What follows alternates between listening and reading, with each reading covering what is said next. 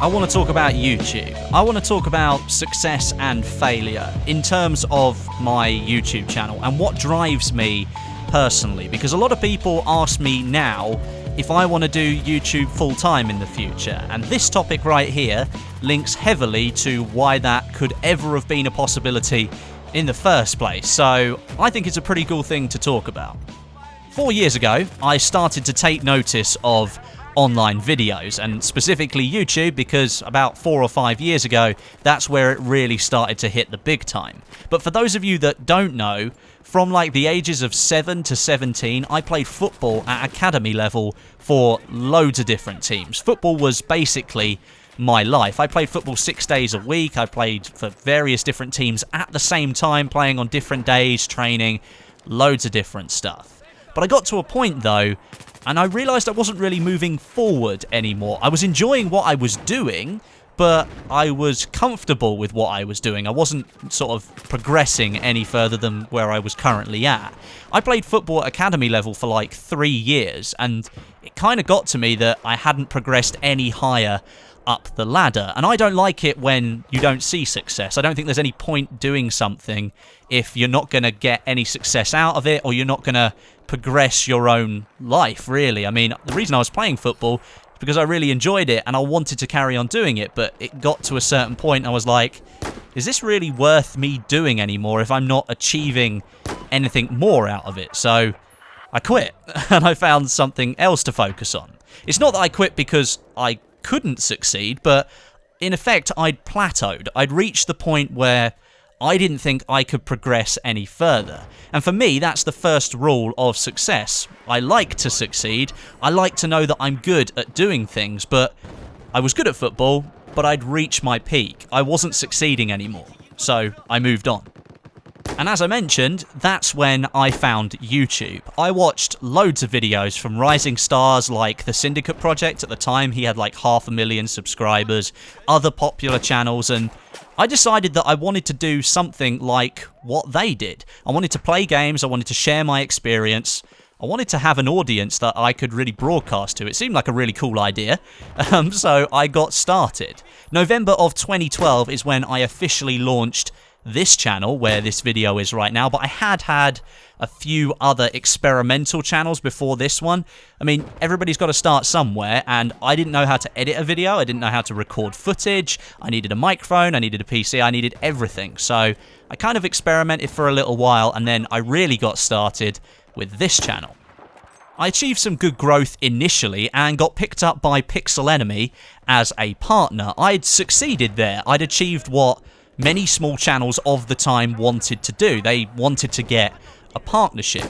YouTube in 2012 and 2013 was right about the time where partnership companies stopped focusing on the big channels at that time, and they kind of opened their doors to all of the smaller channels, and I think it was because they knew they were going to make money out of it. I was one of the first people in that wave, and I felt like I'd achieved something. To most other people, it wouldn't really have meant much. It would have been cool, I've got a partnership, I can earn some money. But for me, I was a big enough channel to get partnered. And whether it was through the choice of the partnership company to give it to me or not, I had actually succeeded at doing something. And that was the first step.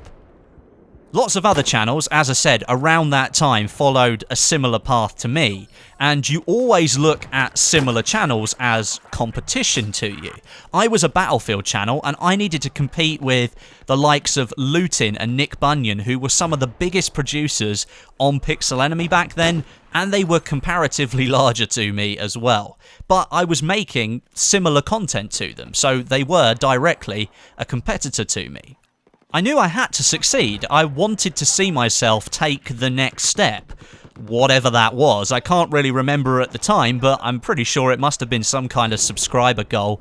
But I knew that I could do it. I just had to push myself forwards. Failure isn't really an option for me. If something doesn't work to begin with, or I'm not really good at it, I just won't bother with it, because there's no point me wasting my time. But if I know that I've achieved something so far, there's always room for growth, so why not give it another go? And that's exactly what I wanted to do here. By the time that the Battlefield 4 beta had launched, I'd amassed around 20,000 subscribers, which was awesome in my head, but this was also the first time that I realised the scale of what I was trying to achieve. I saw support for my channel grow massively around the release of Battlefield 4 with all the content that I was making, and I wanted to see that continue. But as we all know, being a YouTube creator who solely focuses on one game can be a little bit of a dangerous choice. Battlefield 4's launch was diabolical, and a couple of months into 2014, I saw quite a big decline in my viewership. I got really discouraged, I doubted myself, and ultimately I nearly caused my own channel to fail.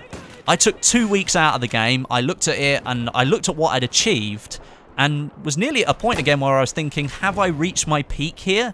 Have I got nothing left to do in this environment? It was a hard couple of weeks, but I decided before it was too late to come back and kickstart the channel again, give it another go. And it worked. The reason that I knew it had worked is because after that point, again, I saw growth with my channel, but it was the first time that I really had to interact with people who didn't appreciate what I was doing on the internet. The bigger you get, the more haters you have on the internet. The more of a following you have, the more people there are trying to sort of bring you back down again. And first of all, I didn't deal with it very well because, well, you don't really have to deal with people shouting at you and calling you nasty names and really just offending you throughout normal life. But here on the internet, completely different. Anonymity is a big part of the internet. So all these people suddenly started popping up out of nowhere as my viewership increased, and that caused me a little bit of a problem.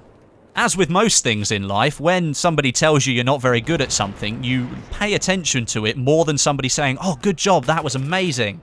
Love to see you do it again." You pay more attention to the people that are hating on you than the people who are telling you you're doing a good job.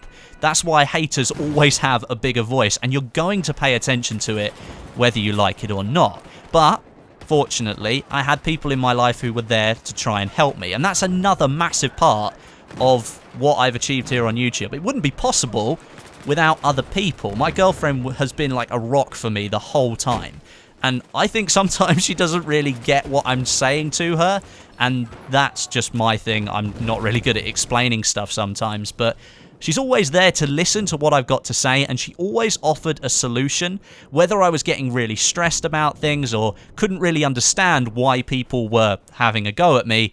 She told me to forget about it and drive my energy, all that anger, into succeeding with my channel. If I could use that energy and create some more videos and make the most of the people out there who are watching them happy, then that would be a success for me. And essentially, that's exactly what I did.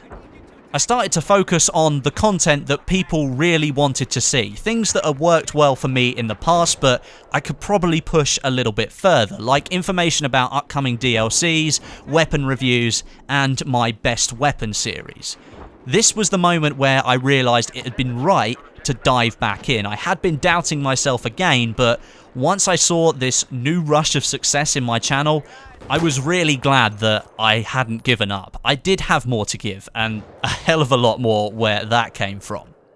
The Best Weapon series was by far and away my biggest success as a series to date here on my channel. People were interacting at an all-time high level, comments pouring in, viewership was through the roof. And to this day, my best sniper video is still my most popular video on this channel. It's #1 right up there.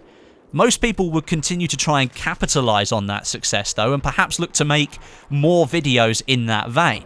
But the series was limited by what I could do with the game that I was playing, and I didn't want to try and diversify the series and then lose what it was all about in the first place, so I decided to stop it. The series went out on a high with the Best Sniper video. I couldn't do any more to make it successful, so I moved on. I had similar success with the Jungle Map project for Battlefield 4 as well. I saw people wanted the information about the updates, tweaks, additions to the map, so I provided that. Supply and demand. Once the map came out of testing, the demand ceased because people could play the map that I'd been talking about. So I stopped supplying. Again, I moved on. When you succeed at something, like I did here with the Best Weapon series and the Jungle Map series, There's no point continuing it once you've got to the point where you know you're not going to succeed anymore. Just the same way as I did with my football career. I got to a point where I couldn't see any further growth coming out of what I was doing, so I decided to change things. The months after that point where I decided to move on from the jungle mat videos, growth has been exponential, and I didn't really expect it because I wasn't 100% sure where I really wanted to go with the channel. But I've gained thousands of new regular viewers. You guys out there right now, half of you are probably from growth that I've had from the end of 2015 through to 2016. It's been crazy the last few months, but it meant that I could try new things because I didn't really have a plan in my head as to what I wanted to do, so perhaps I could be a little bit more creative, a little bit more personal with what I wanted to do with the channel as opposed to following the game as much as I used to.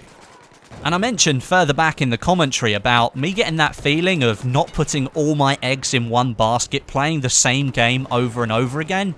Yeah, at this point it started to play on my mind again. I looked at Battlefield as the series, there wasn't a huge amount coming out of it, so I took some chances. I played around with some content, I posted some different videos, and since then, my channel has come forward leaps and bounds yet again.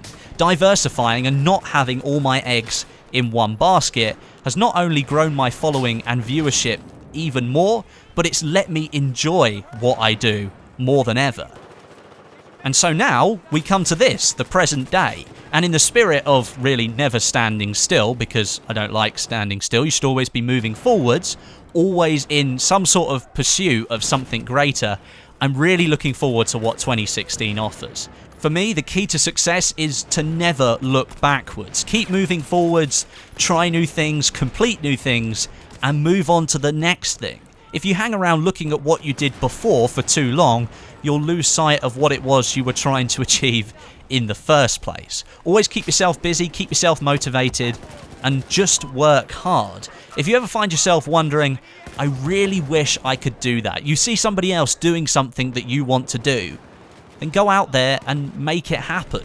Like for instance, the reason why I made this whole video, me taking YouTube as a full-time job, that is my next goal. I'll achieve that one day, and once I do, I'll figure out what to do next. If you don't work for it, you'll never achieve it. Success and failure do come hand in hand, but work hard enough and you'll avoid failure more often than not.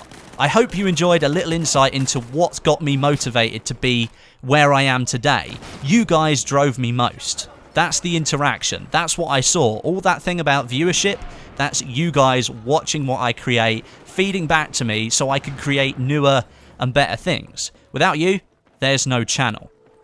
Thanks very much for watching. I hope you enjoyed it. Once again, I've rambled for far too long. This was supposed to be about an 8-minute commentary, but we're now nearly 13.5 minutes in. You don't need that time back. I'll just keep that from you. Let me know what you want to achieve down in the comments, and maybe I can get to know you a little bit better. Might feel a little bit personal down there, but that's something that I'd like to see on this channel moving forward. Hit the like button whilst you're down there as well. That'll let me know that you liked the video, and maybe in the future I could do some more videos like this. But until next time, my name is Westie, and I'll catch you guys in the next video.